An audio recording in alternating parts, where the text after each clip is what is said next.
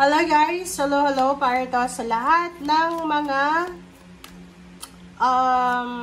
Virgo. Okay, Virgo, welcome dito sa aking channel.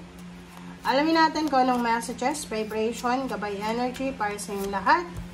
First card natin is Heart, number 24, 6. The heart is a symbol of fulfillment and joy. Romance is in full bloom for you to enjoy. Serenity, rest, and deep in thy heart, loving yourself is where it should start. Okay, Virgo. Ang sinasabi ng barahan na to na sa ngayon, maybe you're having an issue sa emotional mo or sa sarili mo, may feeling discomfort, discontent, boredom ka na nararamdaman. Sinasabi ng barahan na yung puso natin, yung kaligayahan natin sa kaligayahan natin, nagsisimula yan sa atin. Kailangan mong mahalin ang sarili mo kung gusto mong mahalin ka ng ibang tao. And yung kaligayahan natin, hindi natin dapat idepende yon sa ibang tao. Yung parang, kasi may iba na sasabihin na, hindi ako masaya kasi yung asawa ko, ganyan, ganito. No. Kailangan mong maging masaya para sa sarili mo. Okay? So, you need to start it from yourself. Diba? Huwag nating i-blame yung ibang tao sa mga misfortune na nangyayari sa buhay nyo, or wag nyong i-blame yung mga pamilya nyo sa mga nangyari sa inyo. Parang ganun.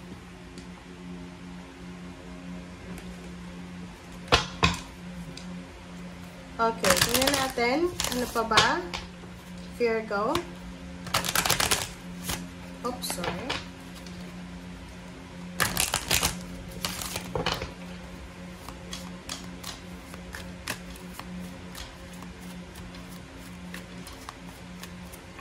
Okay, it's a yes card, Virgo. Ganesh. So, ano ba yung plano mo? Ano ba yung plano mo? So, may naliligaw ba sa'yo? Gusto mong magpakasal, gusto mong mag-asawa, gusto mong manligaw, gusto mong maghanap ng trabaho, gusto mong magnegosyo, ano ba? Ang sagot sa'yo ni Ganesh ay yes. So, ano man yan na plano mo, gusto mong mag-resign, gusto mong maghanap ng ibang trabaho, yes, ang sabi sa'yo ni Ganesh. Okay, Virgo. Kasi nakikita ko yung baraha mo na maraming rason para maging masaya ka, magpasalamat ka sa mga blessings na meron ka. But, hindi yun yung emotion mo eh. Hindi yun yung energy ng baraha mo na yan. Yung unang baraha mo, masaya yan eh. Pero, iba yung impact sa'yo eh. Hindi ligaya. Parang, confused ka, overwhelmed ka, hindi ka makatulog, hindi ka makakain, parang ganun. Stress ka, parang ganun. Diba? Sabi ko sa iyo eh.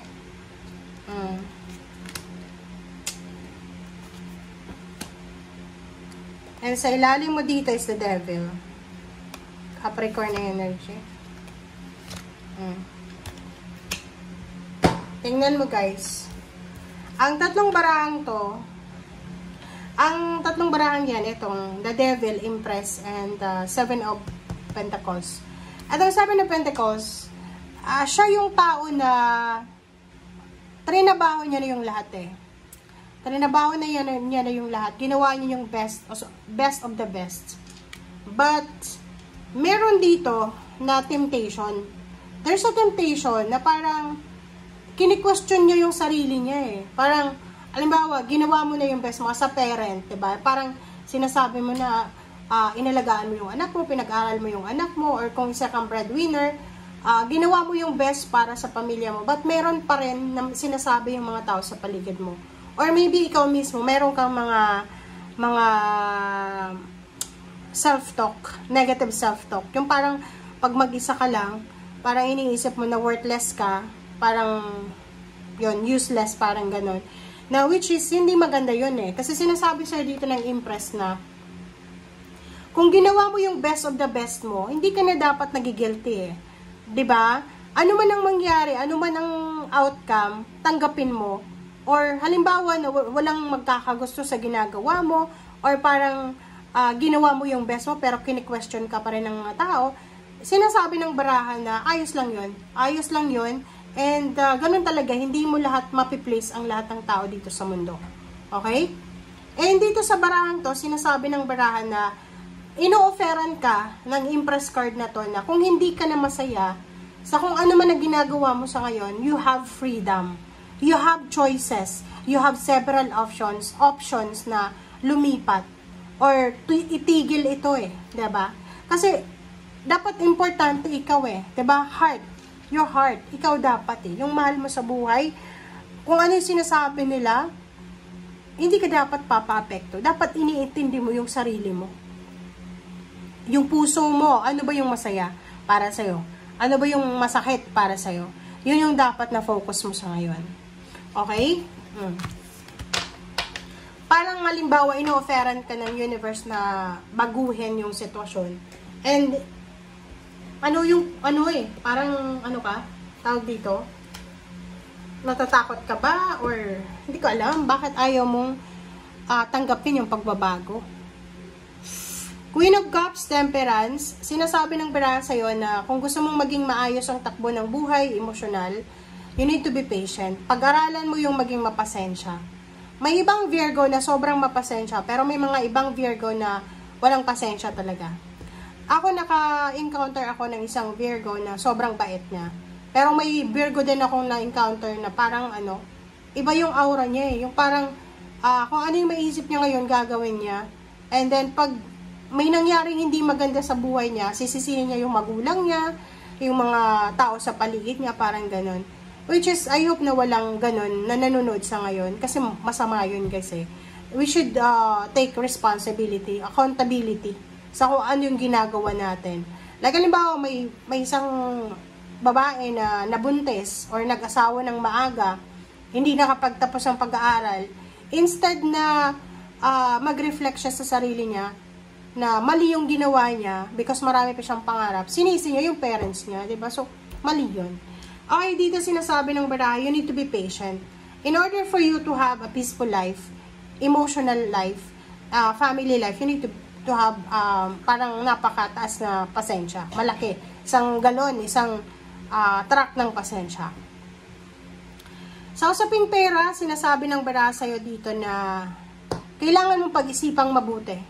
Kasi ang taas ng pangarap mo eh, Ten of Pentacles. Ten of Pentacles is lump sum of money.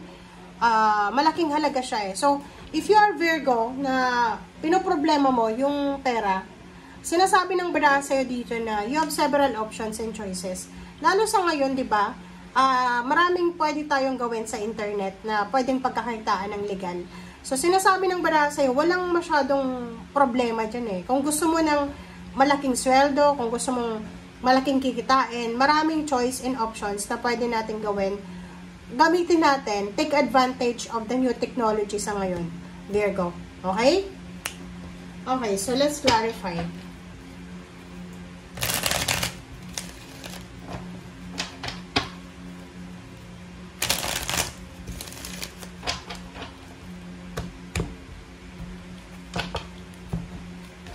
Okay, Hangman. Diba? So, etong Hangman na to, sinasabi ng barahan na may mga Virgo dito na posibleng kaya ka disappointed because maraming hindi natuloy na plano. Like, mga expectation mo, beyond your expectation yung nangyari. Sinasabi ng baraha, kailangan mo ng pasensya. Kailangan mong matuto sa nakaraan. 'Di ba? So, kung ano man itong failures and mistakes mo sa past, gamitin mo siya as a stepping stone ngayon. Hindi yung gagamitin mo siya para maging negative. Parang ganon. Sinasabi ng baraha sa'yo dito, Virgo, na isa sa mga possible na maging source of income mo or pwedeng maging dahilan para magkamal ka ng lampak-limpak na salapi is yung magtrabaho ka sa ibang bansa. Ang dalawa dapat yung trabaho mo. Mayroon kang full-time, mayroon ka pang part-time. Parang sinasabi ng baraha. And kailangan mo daw na maging mas masipag. Okay? Mag-isip ka ng mabuti, pag-isipang mabuti, lahat, okay? Actions, decision making, lahat na yan, pag-isipan mo para hindi ka magsisi sa bandang huli. 'Di ba? Huwag kang gagawa ng desisyon na dahil sa na-pressure ka, nalungkot ka, na-homesick ka, dahil sa nainis ka, nagutom ka, kasi baka magsisi ka sa bandang huli. 'Di ba? Sabi sa'yo dito ng 8 of Cups and 6 of Wands na you have several choice and options. You have several choice and option, dalawa yung Queen of Cups mo, okay? Sinasabi ng baraha sa'yo na you need to calm yourself. Kalmahin mo ang isip mo.